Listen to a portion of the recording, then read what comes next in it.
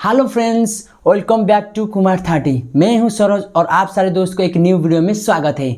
इस वीडियो में हम बात करेंगे इन्वेस्टमेंट के बारे में। इन्वेस्टमेंट क्या होता है और हम कहां पर पैसा रखते हैं और कहां पर पैसा रखना चाहिए और कहां पर पैसा रखने से ज़्यादा ग्रो होता है और कहां पर पैसा रखने से आपके पैसा सही से ग्रो नहीं हो पाता है और इन्फ्लेशन को बीट नहीं कर पाता है।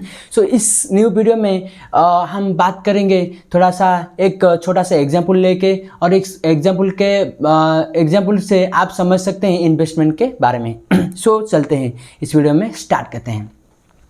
पहले तो हम समझेंगे कि मतलब इन्वेस्टमेंट क्या होता है और अपनी पैसा को सेविंग्स अकाउंट क्या होता है और सेविंग्स अकाउंट कितना % रिटर्न देता है और कहाँ पर अपनी पैसा को सेफली रख सकते हैं और कहाँ पर अपनी पैसा को थोड़ा सा रिस्क लेके ग्रो कर सकते हैं और कंपाउंडेड रिटर्न पा सकते हैं।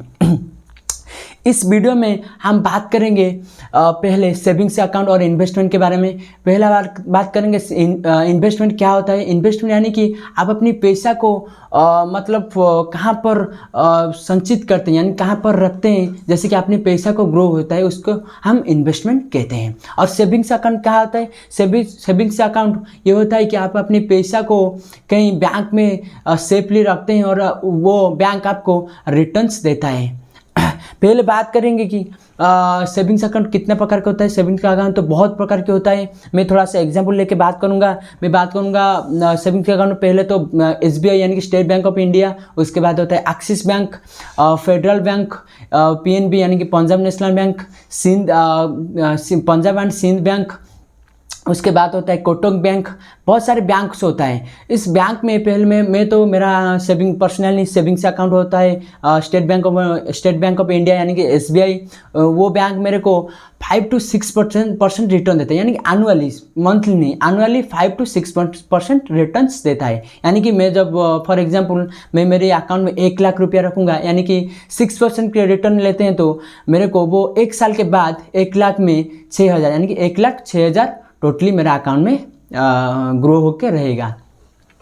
सो पहले उसके बाद हम बात करते हैं इन्फ्लेशन। इन्फ्लेशन क्या होता है। इन्फ्लेशन यानी कि दर वृद्धि होता है, यानी कि कोई फॉर एग्जांपल कोई चीज़ का वैल्यू, यानी कि फॉर एग्जांपल कोई चीज़ का वैल्यू 10 रुपये आज का 2024 यानी कि 2024 में 10 रुपये है, यानी कि 1 साल के बाद उस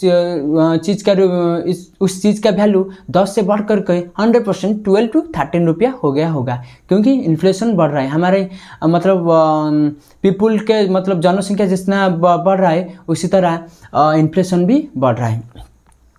इसीलिए हम बात करेंगे कि आप अपने पैसा को सेफली कहाँ पर रख सकते हैं और आप अपने पैसा को कंपाउंड रिटर्न कैसे पा सकते हैं। मैं आज बात करूँगा कि स्टॉक मार्केट के बारे में। स्टॉक मार्केट में आप अपने पैसा को सेफली यानी कि सेफली आप अपने पैसा को रख सकते हैं और ग्रो कर सकते हैं। इसीलिए मैं थोड़ा सा एग्जाम्पल के लिए छोटा सा एग्जाम्पल लेके आप समझ सकते हैं। इस एग्जाम्पल से समझ सकते हैं कि आप अपने पैसा को कैसे ग्रो कर सकते हैं, अच्छी तरीके से ग्रो कर सकते हैं और लॉन्ग टर्म में एक अच्छे तरह का रिटर्न पा सकते हैं। इसलिए मैं मेरा फ़ोन लिया हूँ और उसमें SIP कैलकुलेटर निकाला हूँ। आप अपनी फ़ोन में भी निकाल सकते हैं। इस वीडियो में हम देखेंगे कि एक छोटा सा यानी कि small amount, monthly small amount invest करके लॉन्ग टर्म में कैसे एक अच्छा अमाउंट पा सकते हैं। पहले तो मैं मंथली 5,000 लिया हूँ और एक्सपेक्टेड रिटर्न यानी कि एनुअली एक्सपेक्टेड रिटर्न लिया हूँ 12%। और इंडेक्स फंड के बात करेंगे। इंडेक्स फंड क्या होता है। इंडेक्स फंड यानी कि इंडिया की टॉप 50 कंपनी होता है, जैसे कि TCS हो गया, रिलायंस हो गया, उसके बाद एयरटेल हो गया, उसके बाद HUL हो गया, उसके बाद टाटा कंज्यूमर हो गया, टाटा स्टील हो गया, ये सब PNB हो गया। ये सब क्या जाते हैं, ये सब जाते हैं इंडेक्स फंड यानी कि इंडिया के टॉप 50 कंपनी में।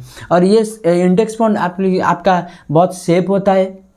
मतलब हमारी देश का जो 50 कंपनी है, टॉप 50 कंपनी है, उसमें हमारा पैसा लगता है। उसको हम इंडेक्स फंड कहते हैं। उस इंडेक्स फंड में हम डालेंगे तो एक्सपेक्टेड रिटर्न इंडेक्स फंड देता है 15 to 16%, लेकिन हम लेंगे 12% यानी कि 1 लाख में 12% यानी कि 12,000 होता है। पहले तो हम अपनी छोटा सा अमाउंट यानी कि महीने में 5,000 सेव करेंगे, यानी कि 12% रिटर्न के अनुसार ये होता है 1 साल के बाद छोटा सा ग्रो होके, थोड़ा कंपाउंड नहीं हुआ है, थोड़ा सा ग्रो होके, यानी कि 60,000 एक साल में बनेगा 60,000, मतलब 5,000 into 12 into is equal to 60,000। उसमें एस्टिमेटेड रिटर्न आया होगा 4,047, मतलब टोटल हो गया होगा 64,047 रुपीज़। ये तो ग्रो नहीं हुआ है। उसके बाद छोटा सा एग्जाम्पल, मतलब 5 साल का टर्न टेन्योर देखेंगे कितना होता है, टाइम पीरियड देखेंगे। उसके बाद हो गया ये 5 साल में हमारा इन्वेस्टमेंट हो चुका है 3 lakh rupees and estimated return थोड़ा सा कंपाउंडेड होके हो गया है 1,12,432 रुपीज़ एंड टोटल ये मिलकर हो गया है 4,12,432। मतलब 5 साल में ये हुआ है आपका 4,12,432। देखेंगे 10 साल में क्या होता है। 10 साल में हम इसे कैलकुलेट करेंगे और देखेंगे आपको क्या लगता है 10 साल में क्या 8 लाख हुआ है या ज़्यादा होगा। मैं 10 साल के बाद ये हुआ है 11,61,695 रुपीज़। ये थोड़ा सा कंपाउंडिंग का जरिया, यानी कि ये कंपाउंड थोड़ा सा हुआ है और कंपाउंडिंग का मैजिक थोड़ा सा दिखने को मिला है। उसके बाद 10 साल के बाद हो गया, हम इस इन्वेस्टमेंट को मतलब 40 साल के एग्जाम्पल लिए हैं। आपको मतलब आपका टाइम पीरियड कितना है, आपका गोल कितना है, आप क्या खरीदना चाहते हैं इस इन्वेस्टमेंट में, आप अपने टाइम को सेट कर सकते हैं और अपनी गोल को बना सकते हैं। मैं मतलब एग्जाम्पल लिया हूँ 40 साल का। 40 साल में कितना रुपया, छोटा सा अमाउंट लेकर के ये कितना रुपया बनता है हम देखेंगे। उसके बाद मतलब 10 साल के बाद हो गया 11,61,695 रुपीज़। उसके बाद हम देखेंगे 20 साल में कितना होता है। 20 साल में हम कैलकुलेट करेंगे और देखेंगे 20 साल में हो गया, आपको क्या लगता है मतलब 22 लाख हो गया या उससे ज़्यादा होगा। लेकिन आपको थोड़ा सा सरप्राइज यहाँ को देखने को मिलेगा, कंपाउंडेड का रिटर्न देखने को मिलेगा। आपका 20 साल के बाद आपका पैसा होगा 49,95,740 रुपीज़ ओनली। ये हो गया होगा, मतलब कंपाउंडेड हो गए, थोड़ा सा बढ़ गया है और थोड़ा सा कंपाउंडिंग के मैजिक देखने को मिला है हमको। मतलब डबल से ज़्यादा पैसा हमारा बन गया है अपनी सेविंग्स अकाउंट में। मतलब हमारा इन्वेस्ट अमाउंट हो गया है 12 लाख रुपीज़। मतलब एस्टिमेटेड जो रिटर्न होता है बहुत मैजिक हो गया है, मतलब 37,95,740, यानी कि टोटल हो गया 49,95,740 रुपीज़। एंड हम लास्ट में 40 साल के बाद देखेंगे कितना होता है। देखेंगे क्या 1 करोड़ बनेगा, 49 लाख का डबल होगा, 1 करोड़ बनेगा या ज़्यादा बनेगा देखेंगे। और 40 साल के बाद हमको थोड़ा सा मैजिक नहीं, बहुत ज़्यादा मैजिक देखने को मिलेगा और बहुत कंपाउंड होके हमारा रिटर्न मतलब हमारा इन्वेस्टमेंट अमाउंट होगा 24 लाख ओनली हमारा इन्वेस्टमेंट अमाउंट है। लेकिन जो एस्टिमेटेड रिटर्न हुआ है वो हुआ है 5,70 लाख रुपीज़ 12,101 और टोटल मिलके हो गया है 5,94 लाख 12,101 रुपीज़। ये है आपका मतलब कंपाउंडेड का जादू और कंपाउंड होके ये पैसा बना है। मतलब आप अपनी स्टॉक मार्केट में इस पैसा को रख के आप अपनी पैसा को अच्छी तरीके से ग्रो कर सकते हैं।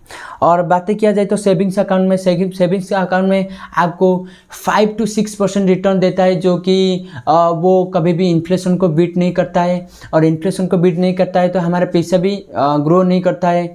और ग्रो नहीं करता है तो और एक अच्छी बात, सेविंग्स अकाउंट जो रिटर्न देता है वो कंपाउंडेड नहीं देता है। जैसे कि हम यहाँ पर कैलकुलेट किया कि पहले जो 5 साल में हुआ था हमारा पैसा ज़्यादा नहीं ग्रो हुआ था, लेकिन 4,12,432 हुआ था। उसके बाद 10 साल में देखे तो वो फिर बढ़ के थोड़ा सा कंपाउंडेड हुआ था 11,61,695 रुपीज़। मतलब जो 20 साल में देखा है वो कंपाउंडेड स्टार्ट हो गया है और थोड़ा सा सरप्राइज देखने को मिला है, मतलब 49,95,740 रुपीज़ हुआ है।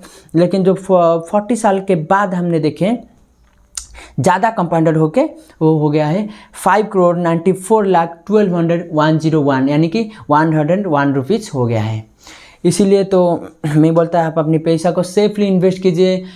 मतलब आप पहले इन्वेस्टमेंट को समझिए और ट्रेडिंग क्या है, इन्वेस्टमेंट क्या है, उस दोनों के अंदर फ़र्क को समझिए। मैं कभी भी नहीं बोलता आपने ट्रेडिंग की है, मतलब मैं कभी ट्रेडिंग को सपोर्ट नहीं करता हूँ, क्योंकि ट्रेडिंग में सेबी ने रिपोर्ट दिया है कि 95% लोग जो होते हैं वो लॉस करते हैं, लेकिन इन्वेस्टमेंट में 100% लोग जो होते हैं वो आसानी से लॉन्ग टर्म में प्रॉफिट बनाते हैं। इसीलिए मैं इन्वेस्टमेंट के बारे में हमेशा बात करता हूँ। आप अपनी जितना अर्ली एज में हो सकता है इन्वेस्टमेंट शुरू कीजिए, और तो देखेंगे कि over the long period of time your money will grow and it will give you the best amount, the best compound return of you. So इसलिए मैं आपको सजेशन ये करूँगा कि आप अपनी एक ट्रेडिंग अकाउंट खोलिए, मतलब डीमैट अकाउंट खोलिए, और डीमैट अकाउंट खोल के आप अपनी इन्वेस्टमेंट जर्नी शुरू कीजिए। तो आज के वीडियो में इतना ही। तब तक के लिए फाइनल थैंक यू एंड नमस्कार।